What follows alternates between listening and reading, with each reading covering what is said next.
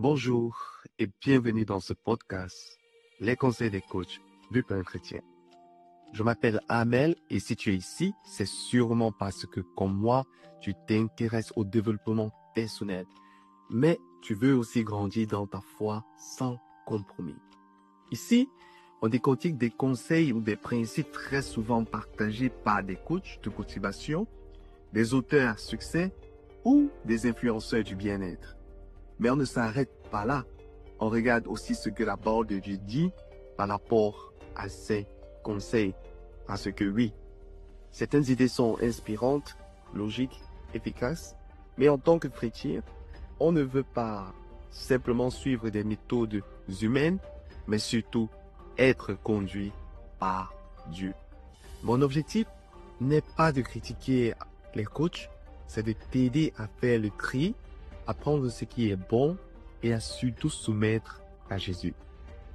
Alors, si tu te sens interpellé ou aimerais soutenir la chaîne, abonne-toi, partage et surtout, garde ton cœur centré sur l'essentiel.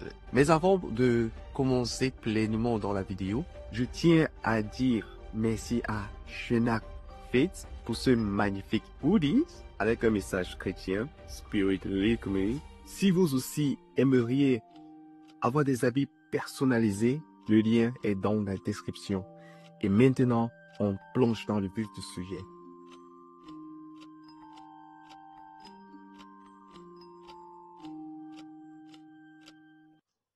Aujourd'hui, on va parler d'un sujet qui fait rarement rêver, mais qui est indispensable si nous voulons vraiment avancer dans la vie. On parle de la discipline et de la persévérance. C'est notre challenge quotidien, il est loin d'être facile. Tu sais, dans le développement personnel, il y a souvent cette tentation de croire que la motivation suffit. Mais la vérité, c'est que les coachs sérieux, ceux qui ont vraiment étudié la réussite sur le long terme, te diront tous la même chose. Ce n'est pas ce que tu fais quand tu es motivé qui compte. C'est ce que tu fais quand tu ne l'es pas. James Clear, dans son livre à succès Atomic Habit, il dit, les habitudes sont les intérêts composés de l'amélioration personnelle. Les changements apparemment minuscules finissent par produire des résultats remarquables. Ce qu'il veut dire, c'est que ce ne sont pas les grandes décisions qui changent ta vie, mais les petits choix répétés chaque jour. Et pour ça, il faut quoi? De la discipline. Tu veux lire plus? Il faudra lire un peu chaque jour. Tu veux prier plus? Il faudra créer l'habitude de le faire, même quand tu es fatigué. Tu veux changer un comportement? Il faudra le répéter jusqu'à ce que ça devienne ta nouvelle nature. Un autre exemple puissant, c'est cette psychologue, Angela Duckworth, psychologue américaine et auteure du livre Grit, The Power of Patience and Perseverance. Elle a mené des années de recherche dans des écoles, des entreprises, même chez les cadets de l'armée. Elle a découvert une chose. Ceux qui réussissent le plus ne sont pas les plus intelligents. Ce sont ceux qui tiennent bon, ceux qui gardent le cap même après l'échec, ceux qui continuent même quand ça ne va pas comme prévu. Elle appelle ça le grit, G-R-I-T, qu'on peut traduire par le cran, la ténacité, la force de continuer. Même Robin Sharma, dans Le moine qui vendit sa Ferrari, dit « La maîtrise de soi est l'essence même de la vie pleine. » Il enseigne que sans discipline intérieure, on devient esclave de ses émotions, de ses impulsions, de son confort. Et ça, c'est un point très fort. La discipline, ce n'est pas une prison, c'est une protection. Elle t'aide à rester aligné avec tes valeurs, à faire ce qui est juste, même quand tu n'en as pas envie. Parce que soyons honnêtes, tu n'auras pas envie de te lever plus tôt. Tu n'auras pas toujours envie de rester fidèle à ton engagement. Tu n'auras pas envie de dire non à certaines distractions. Mais c'est là que tout se joue, en fait. David Goggins, ancien Navy SEAL et conférencier motivant, va encore plus loin dans Can Help Me. Il dit, tu dois devenir ton propre coach, celui qui te pousse à faire ce que tu n'as pas envie de faire tous les jours. Il parle d'aller au bout de la douleur, de sortir de la zone de confort encore et encore et encore. Pas pour souffrir pour rien, mais parce que la transformation naît dans la constance et l'inconfort. En résumé, ce que les coachs nous enseignent, c'est que la motivation te fait démarrer, la discipline te fait persévérer et la persévérance t'amène à la transformation. Et c'est vrai dans tous les domaines, le sport, la lecture, l'entrepreneuriat, les relations, la vie spirituelle.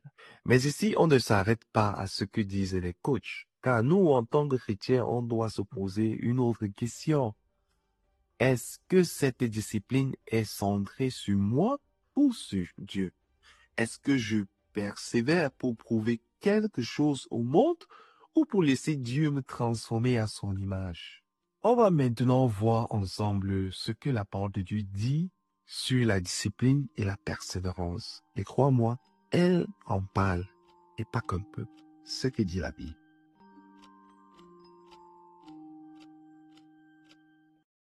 Quand on parle de discipline et de persévérance, la Bible ne se contente pas de nous donner des principes.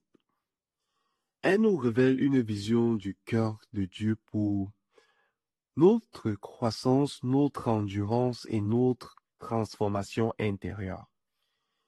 Et ce qu'il faut comprendre d'abord, c'est que dans la perspective biblique, la discipline n'est pas punitive, elle est formatrice. Le premier verset que j'aimerais partager avec toi, c'est Hébreux 12, verset 11. Il est vrai que toute discipline semble d'abord un sujet de tristesse et non de joie, mais elle produit plus tard, pour ceux qui ont été ainsi exercés, un fruit paisible de justice. Ce passage est puissant, car il nous dit une chose très vraie. La discipline n'est jamais agréable sur le moment. Elle peut me être douloureuse, mais elle produit un fruit. Et ce fruit, ce n'est pas simplement une performance ou un résultat visible. C'est quelque chose de plus profond, le fruit paisible de la justice. C'est une paix intérieure qui vient de l'alignement avec la volonté de Dieu. C'est la transformation de notre caractère pour ressembler à Jésus. Le deuxième verset, c'est Galates 6, 9, qui dit, ne nous lassons pas de faire le bien, car nous moissonnerons au temps convenable si nous ne nous relâchons pas. Ce verset nous enseigne que la persévérance n'est pas une course vers un succès immédiat. Dieu travaille avec des saisons. Tu peux être en train de semer aujourd'hui dans la fatigue, dans l'incompréhension totale, dans la solitude même, mais Dieu voit. Et il dit, continue, ne te relâche pas. Je te prépare une moisson. Le monde te dira, si ça ne marche pas vite, arrête. Mais Dieu dit, sois fidèle, je m'occupe du résultat.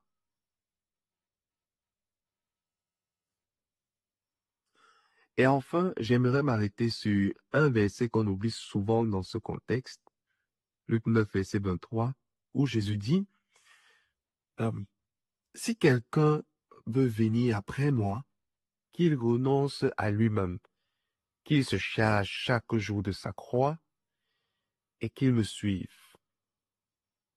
La discipline chrétienne, ce n'est pas simplement une bonne habitude.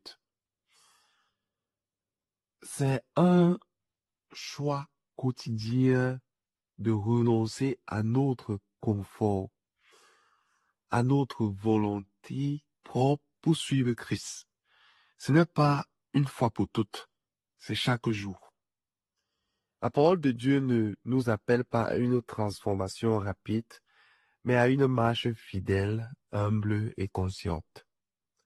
Cette croix quotidienne, elle n'est pas là pour nous écraser, elle est là pour nous libérer parce que c'est un chemin, c'est sur ce chemin que Dieu façonne notre cœur. Alors oui, la Bible valorise la discipline, mais pas pour que tu deviennes parfait à tes propres yeux. Plutôt pour que tu dépendes de Dieu chaque jour. Et elle nous pousse à persévérer, pas pour impressionner les autres, mais pour tenir jusqu'au bout les yeux fixés sur Jésus. Et dans cette course-là, tu n'es jamais seul. Je vais partager avec toi maintenant ma petite expérience personnelle sur la discipline et la motivation. Rien de compliqué.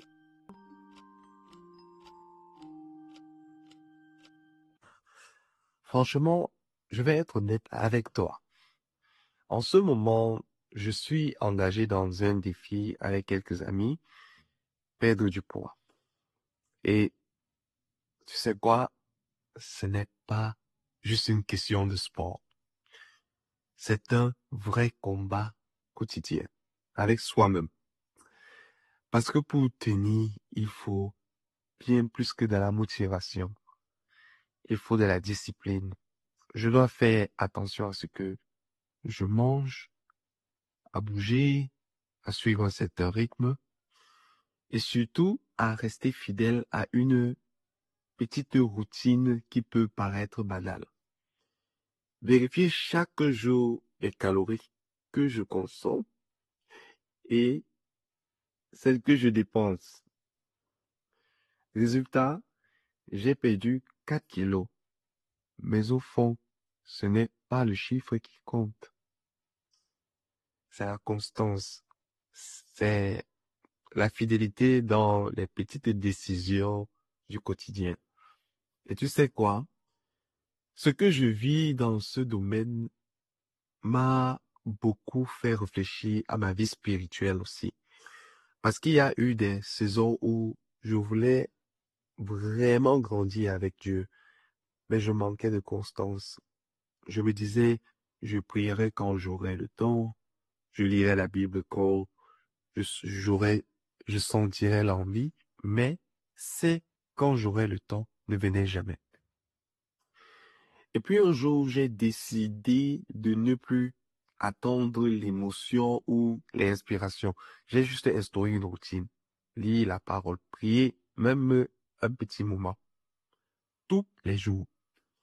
Et là, ma relation avec Dieu a commencé à changer, pas de manière spectaculaire, mais petit à petit.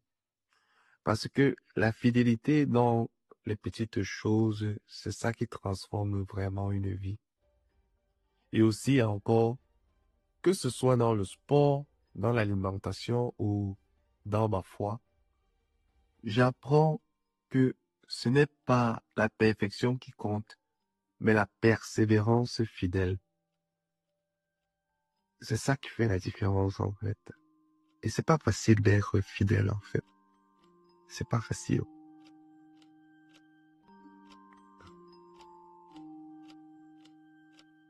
Tu l'auras compris. La discipline et la persévérance sont bien plus que des outils de performance.